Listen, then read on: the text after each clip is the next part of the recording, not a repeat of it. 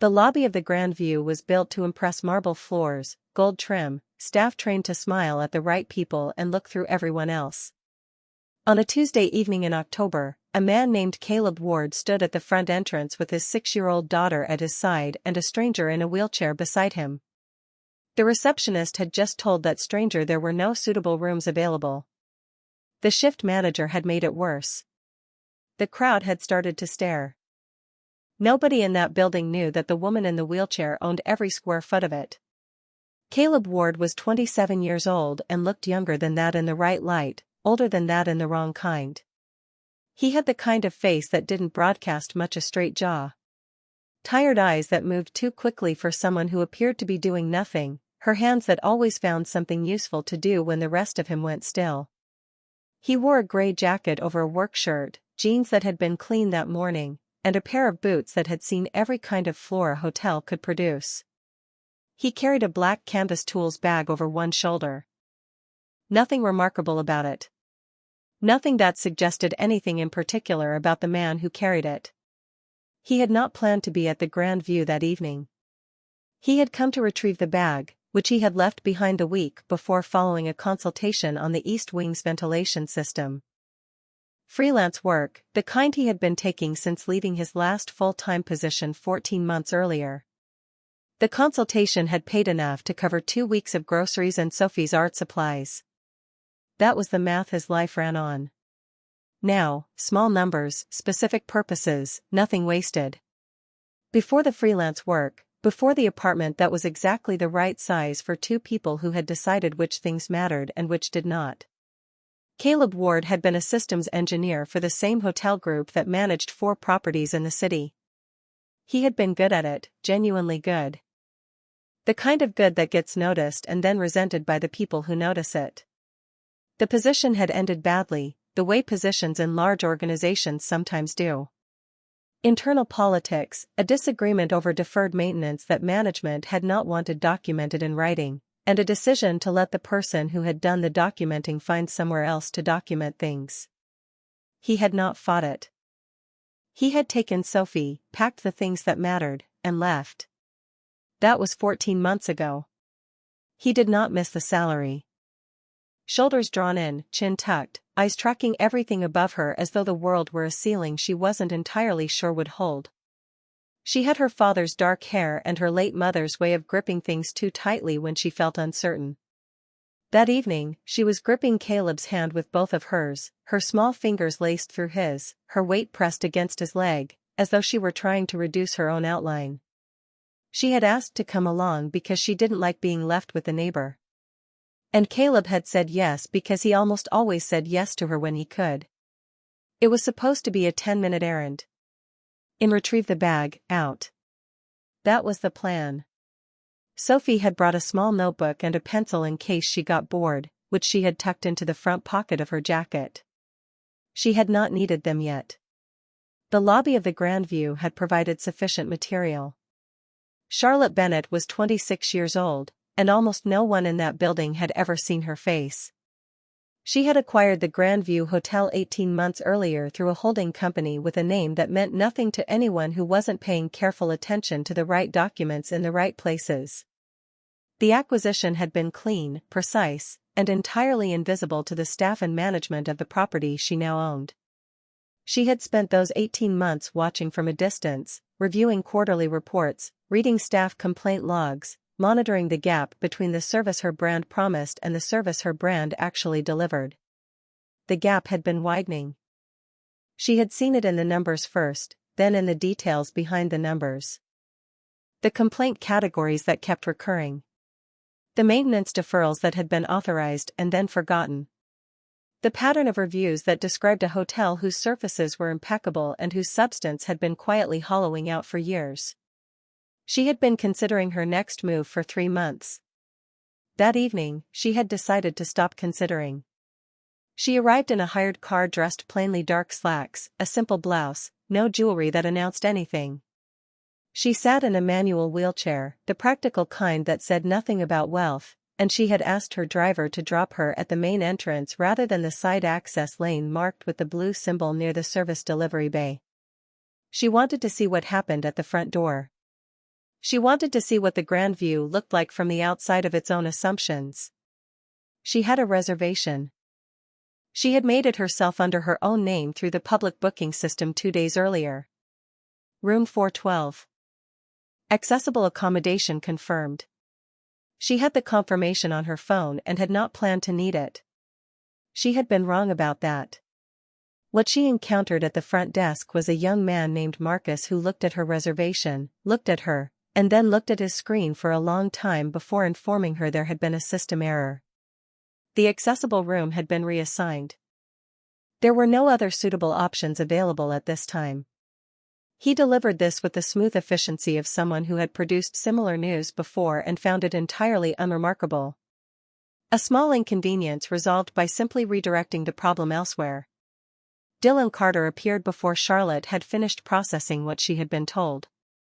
Dylan was the shift manager, 35, broad-shouldered with a voice he kept calibrated just below commanding as though restraint itself were a form of authority. He inserted himself between Marcus and Charlotte with the practiced ease of someone accustomed to managing inconvenient situations before they became visible ones. He suggested with careful courtesy that the hotel's standard accommodations were not designed to meet every guest's specific requirements. He suggested there were other properties nearby that might be better suited. He said the word suited the way people say designed for when they mean lower. He smiled throughout, which was somehow the worst part of it. Charlotte said nothing. She watched him. She had a way of watching people that didn't reveal itself as watching her eyes stayed still. Her expression didn't shift and the quality of her attention was invisible to anyone who wasn't specifically looking for it. She had developed this over years of being underestimated and had found it consistently useful. The lobby was busy. A Tuesday evening in October, conference season, 3 events running simultaneously in the East and West ballrooms. Guests moved through in clusters. Business travelers, couples, a large group wearing matching lanyards from some corporate gathering that had taken over the mezzanine level since mid-afternoon. Nobody was paying particular attention to the front desk until the temperature around it changed. A child's voice cut through the ambient noise with the clarity that only a child's voice can manage in a quiet moment. "Daddy," Sophie said, pulling at Caleb's hand. "Why won't they let her in?" Caleb had been watching from 10 feet away. Tools bag already in hand, already calculating the distance to the exit. He had registered the exchange the moment Dylan Carter appeared. The shape of it was familiar, and he had understood what it was in roughly 4 seconds. He had stood still for another 30, talking himself out of involvement. He was not supposed to be here. He had a daughter at his side and a freelance income that depended on not acquiring enemies in the buildings where he worked. He had learned what happened when maintenance contractors offered opinions in hotel lobbies. It never resolved cleanly. It always cost something. "Give me just a second," he told Sophie. He crossed the distance to the desk without hurrying. The jacket, the boots, the child, the unremarkable entirety of the man in front of him. "Sir, we're currently assisting a guest." "You're not assisting anyone." Caleb said, "You're turning someone away." "There's a difference." The particular silence that followed a sentence like that, the silence of people recalibrating what they thought was about to happen, settled briefly over the desk. Marcus had gone very still. Charlotte's eyes moved slowly to the man who had just spoken. Dylan reset his posture. His voice dropped into the register of someone who had decided this conversation would conclude on his terms. "I don't believe you understand the full situation," he said. "This is a private matter between a hotel and its guest. And I'd ask you not to insert yourself. She has a confirmed reservation." Caleb said accessible room. "You just told her there isn't one." "That's not a private matter. That's a violation of the Americans with Disabilities Act." "Do you want me to be specific about which sections?" Dylan stared at him. "Who are you?" "Nobody relevant," Caleb said. "What's relevant is that you publicly denied accommodation to a disabled guest who had a valid reservation. That's the part that matters here." Charlotte had not moved, but the quality of her attention had shifted. It was now directed at Caleb the way it had been directed at Dylan. Except that with Caleb it had acquired something different, something more considered. Sophie appeared at Caleb's side, both hands finding his again, pressing her weight against his leg. She looked up at Dylan Carter, the way children look at things that confuse them by being wrong, with a directness that carried no judgment, but required no softening either. Dylan lowered his voice in a way meant to feel like accommodation. "Sir, this hotel serves a specific clientele with specific expectations. Our accessible accommodations have real physical limitations, and it isn't always possible to meet every guest's particular requirements. If you and this woman have concerns, the appropriate channels are available through the hotel's guest relations team, not the front desk." "The appropriate channel," Caleb said, "is the front desk you're currently standing at. That's what the appropriate channel looks like before it becomes a formal complaint and then a lawsuit." A ripple passed through the immediate area. Several guests nearby had slowed. 2 members of the Lanyard group had stopped entirely. The chill that precedes public confrontation had settled over the lobby's front quarter. Dylan squared himself. "I'm going to ask you both to either accept standard accommodation or clear the desk for other guests." Caleb didn't move. "Your main entrance ramp runs at a gradient below the federally required specification," he said, as though continuing a different, quieter conversation. "Your accessible restroom on this floor doesn't meet the lateral clearance standard on the approach side. The East Wing elevator has no tactile surface indicator at the base. And the accessible room you've told this woman doesn't exist. Room 412 was unoccupied 5 days ago because I was in this wing at that time and it was empty." Dylan went very still. "How do you know the room number?" Charlotte asked herself the same question. Her version carried considerably more weight. "I pay attention." Caleb said he had seen Charlotte's reservation on the desk display when he stepped up, a habit built over years of reading information across counters and upside-down screens in service corridors. Room 412 confirmed accessible accommodation. Bennett C. He had connected it without appearing to. Dylan took a half step back. Not a retreat exactly, but a repositioning of the kind that buys time. "I'm going to involve security," he said. "That's fine," Caleb said. "Ask them to bring your ADA compliance file when they come." Dylan made the call. He kept his voice low and professional, which was perhaps the most instructive thing about him even now. Even in this, his primary concern was how it looked from the outside. 2 officers arrived within 90 seconds. Both of them wearing the neutral expression of people who had not yet been told what kind of situation they were walking into. Dylan spoke to them briefly. One officer looked at Caleb with the evaluating patience of someone measuring whether a problem was large or small. The lobby had fully oriented itself toward the desk. By now, the pretense of other business had dissolved. A woman in the Lanyard group was speaking in a low voice to someone beside her, and whatever she was saying was causing the other person to look up and pay attention. A couple near the elevator bank had stopped pressing the call button and were watching from a careful distance. The way people watch things they want to be able to describe later. Somewhere behind Caleb, a phone was being raised. He knew the gesture without seeing it. The slight shift of someone reaching for documentation. He turned and looked at Charlotte directly for the first time since approaching the desk. He had been largely talking past her in her defense, which was its own kind of problem, and he was aware of it. "I apologize if I've overstepped," he said. "Do you want me to back off?" Charlotte looked at him. A specific measuring silence, the kind that had nothing to do with the question being asked. "No," she said. "Keep going." Her voice was even precise, and revealed nothing at all. Caleb nodded once. What followed over the next several minutes was not a confrontation. It was a demonstration, careful, unhurried, entirely without performance.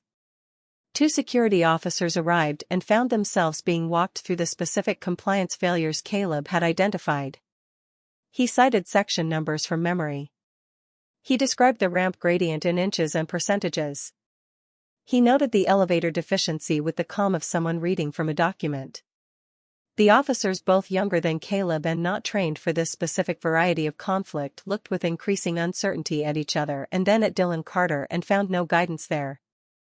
Dylan stood slightly removed from the desk, and something in his expression had shifted from authority towards something less certain. Not fear, something closer to the feeling of realizing you have fundamentally misread a room. Sophie stayed at Caleb's side throughout. She had loosened her grip. She watched the way her father watched rooms with the quiet attention of someone building a picture rather than reacting to it. Every few seconds she looked up at him, and each time she found his posture unchanged, his voice at the same even register, and she took something from this, a steadiness she could borrow, a signal that the ground had not moved. Charlotte watched the child. Then she watched the father, then the child again. Something was happening in that lobby that had nothing to do with the argument at the desk, and she appeared to be the only person tracking it. The system failure arrived exactly when Caleb had said it would. He had noticed the fault while standing at the desk. A flicker in the overhead lighting above the east corridor, barely a quarter of a second. The kind of thing most people would not register. He had seen it before. He had in fact seen it 5 days earlier during his consultation visit. Had identified the failing relay contact in the junction panel and had flagged it in a written report to the facilities manager. The report had been acknowledged and not acted upon. At 7:43 in the evening, the flicker returned. Then it stopped. Then the lights across the main lobby dropped to roughly 40% for 3 seconds before the backup system caught them. Simultaneously, the check-in terminal at the front desk produced a frozen screen and an error tone that Marcus had apparently never heard. Judging by the way he looked at it, the lobby responded in stages. The ambient noise compressed, then broke apart into reactions. Dylan took 3 quick steps toward the desk, looked at the frozen terminal, looked at Marcus, looked at the officers, and then looked at no one in particular, the expression of a man whose situational authority has just been voided. The phone lines lit simultaneously. The East Ballroom had lost partial power during dinner service. The kitchen was requesting guidance. 3 elevator cars were reporting status errors. The concierge desk was logging light fluctuations across floors 7 through 9. A moderate systems failure. Not catastrophic, not irreversible, but public, loud, and timed as badly as anything could be timed. Caleb looked at the frozen terminal, then at Dylan, then at Sophie. "I need you to stand right here," he said. "This exact spot. Can you do that?" Sophie looked at the tile beneath her feet, then up at him. "Yes, but come back fast." "Fastest I can," he said. He set the tools bag on the counter, placed it there with the particular intention of a bag that was not being left but was being positioned. And he looked at the nearest officer. "The junction panel for this floor is in the service corridor behind the east elevator bank," he said, "3rd door on the left. There's an override toggle for the check-in terminal on panel B. 2nd row, 4th switch from the right. I can walk you through it." The officer looked at him. Looked at Dylan, who was on a phone call that was not producing useful information. Looked back. "All right," he said. What followed took 11 minutes. Caleb moved through the service corridor with the unhurried efficiency of someone who had been in the back end of hotel infrastructure more times than memory could precisely account for. He found the failing relay contact, the same one he had flagged in his written report, and bypassed it cleanly using 2 components from the tools bag. He restored the check-in terminal. He identified and corrected 2 secondary errors that had cascaded from the initial fault. He found 3 additional components that would require replacement within 30 to 60 days if the hotel wanted to avoid a repeat event. He wrote those 3 items on a card from his jacket pocket and handed it to the officer. He did not explain himself. He did not provide credentials. He simply did the work and walked back into the lobby. Crossed to the spot where Sophie stood. She was standing on exactly the tile he had indicated. Precisely. And put his hand on her shoulder. "You were fast," she said. "Faster than I expected," he said. The lobby had changed while he was in the corridor. The phone lines had quieted. The lighting was steady. The terminal was running. The particular tension of a public crisis had not fully dissolved. It had compressed into a watchfulness, a shared awareness that something unusual had just occurred, and the room was still deciding what to make of it. Dylan Carter had ended his call and was standing near the desk with the posture of a man who had set something very heavy down and could not quite remember what to do with his hands. Charlotte had not moved from where she had been. She had watched Caleb walk into the service corridor. She had watched him come back out. She had watched him return to his daughter without looking at the room. She had watched him hand the card to the officer and say nothing to the lobby at large. No announcement, no performance of competence, no glance to check who was paying attention. She had watched all of it, and something had changed in the quality of that watching. It had moved from assessment towards something quieter, the specific alertness of someone encountering a thing they had been looking for without knowing they were looking. She rolled her chair forward. "What you said about the ramp?" She said the compliance violations. Was that strategic or was it accurate? Accurate. Caleb said, "How do you know those specifications?" 5 years doing hotel infrastructure and systems work. ADA compliance is built into every audit. You learn the numbers. AOSA, you filed that report about the junction panel, she said. Not a question. 5 days ago. Left it with the facilities manager on shift. I have a copy. Another pause. Dylan Carter was hearing a conversation proceed entirely without him. And the sound of it was deeply unfamiliar. What is your name? Charlotte said, Caleb Ward, who hired you 5 days ago, a single contract consultancy. I work independently. She looked at him for another moment. Then she reached into the bag in her lap and removed a plain white card. No logo, no company name, just a number in clean type, and held it out. Keep that, she said. Caleb took it, looked at it briefly, and placed it in his jacket pocket without comment. Sophie tugged his sleeve. Is she okay? She whispered. I think so, he said. She has nice eyes, Sophie said. Caleb did not look at Charlotte when he replied. She does. Charlotte heard both halves of the exchange. She said nothing. But for the first time since arriving at her own hotel, something moved in her expression that was not assessment and was not performance. It was smaller than either. It came and went quickly, the way real things tend to. What happened next was not designed for the acoustics of a hotel lobby. Charlotte Bennett set her hands in her lap, looked directly at Dylan Carter, and said, My name is Charlotte Bennett. I own this hotel. The sentence entered the room at the weight of something structural. Dylan went through 4 expressions in roughly 2 seconds. Dismissal, confusion, recalibration, and then a blanching that was not color, leaving a face, but was its emotional equivalent. Marcus, behind the desk, became perfectly motionless. The 2 security officers exchanged a look. The lanyard group at the lobby's edge, which had been maintaining a thin pretense of being elsewhere, abandoned it entirely. Charlotte did not raise her voice. She did not stand. She remained exactly where she had been seated, composed. Her attention on Dylan Carter with the full and precise quality she had been applying to him for the past 40 minutes. The silence that followed her introduction was a particular kind of silence, not empty, but occupied, filled with the specific sound of a room recalibrating. People who had been watching from a comfortable distance now watched differently, with the alertness of witnesses rather than spectators. The man who had been filming on his phone lowered it slightly. Uncertain whether he was in the presence of something that should be documented or something that was too large to fit in a frame. The woman in the lanyard group had stopped speaking entirely. The couple near the elevator bank looked at each other, then back at the desk, then at each other again. Dylan Carter had the expression of a man watching the geometry of a room shift in real time and finding no stable corner to stand in. I made a reservation for room 412, she said. Under my own name through the public booking system 2 days ago. Confirmed accessible accommodation.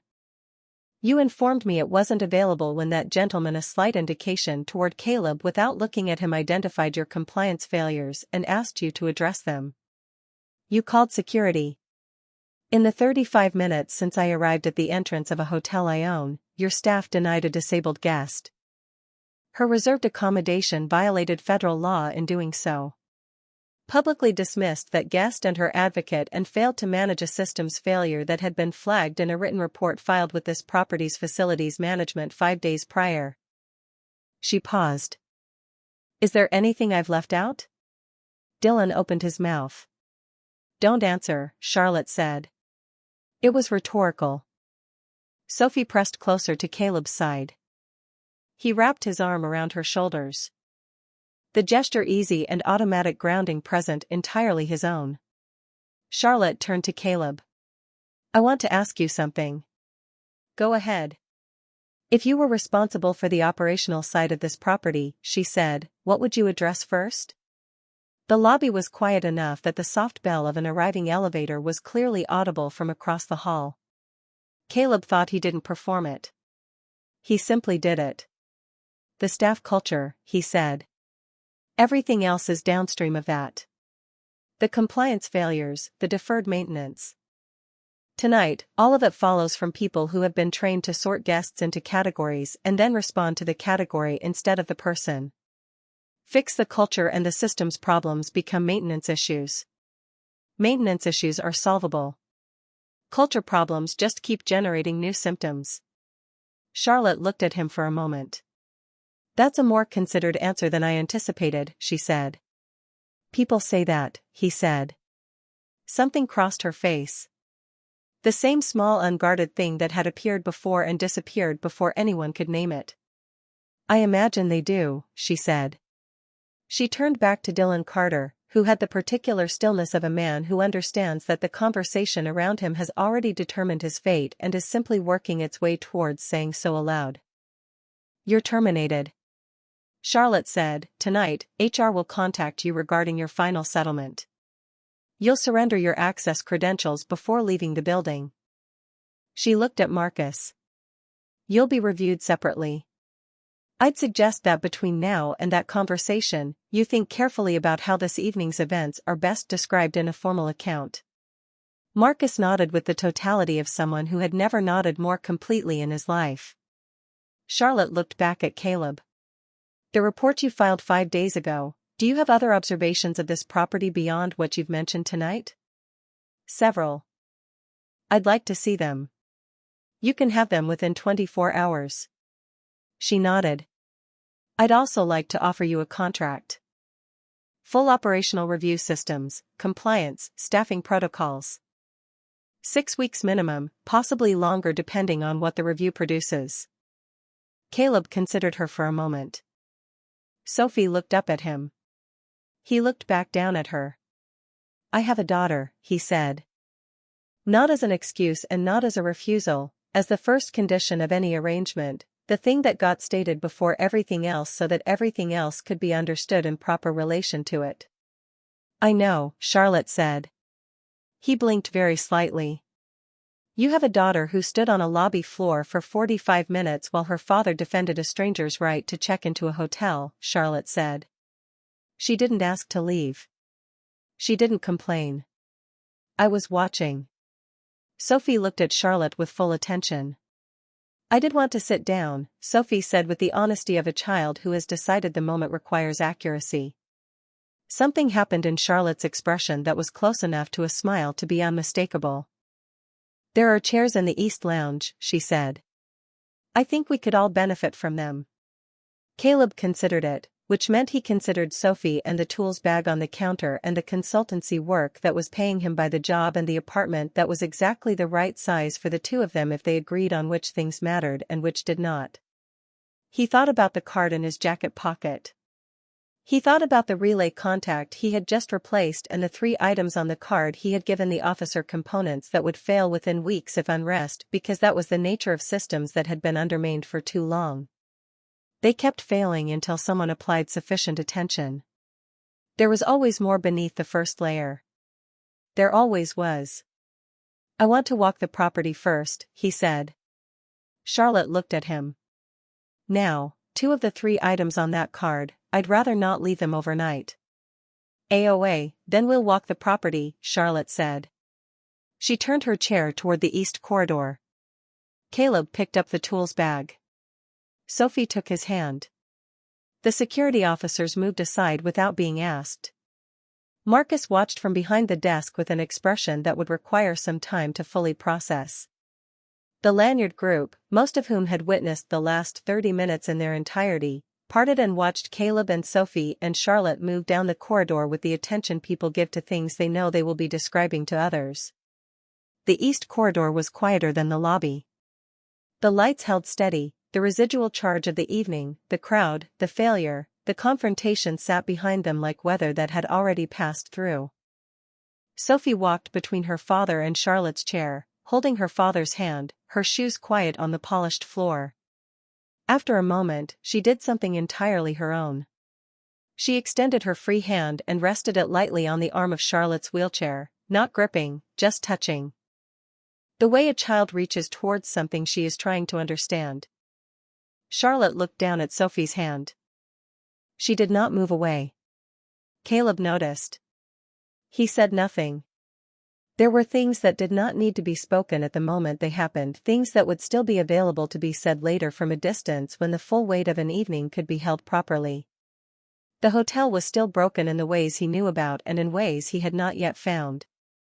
Charlotte was still holding something back, the way people do when they have been watching for a long time and have not yet decided to be watched in return.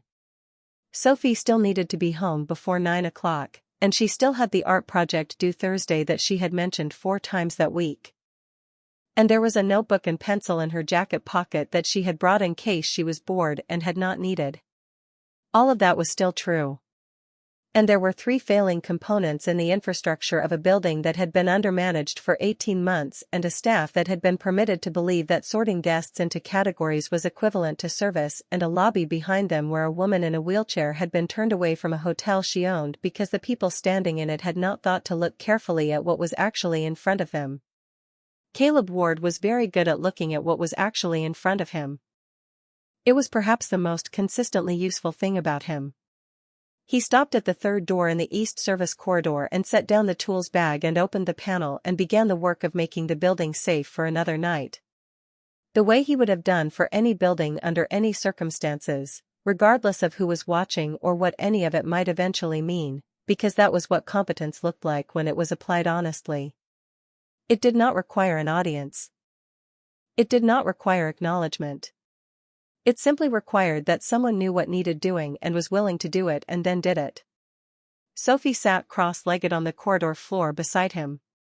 Her hands folded in her lap, her notebook open but untouched. She was not bored. She was watching the way she always watched her father work, with a focused, patient attention that asked nothing and missed very little. Charlotte sat in the corridor behind them and watched both of them. The building settled around all 3 of them, the elevator restored, the lights holding, the systems running as they were built to run when someone understood them well enough to maintain them properly, while the lobby behind them, still and bright and empty of drama, held whatever it was going to hold next.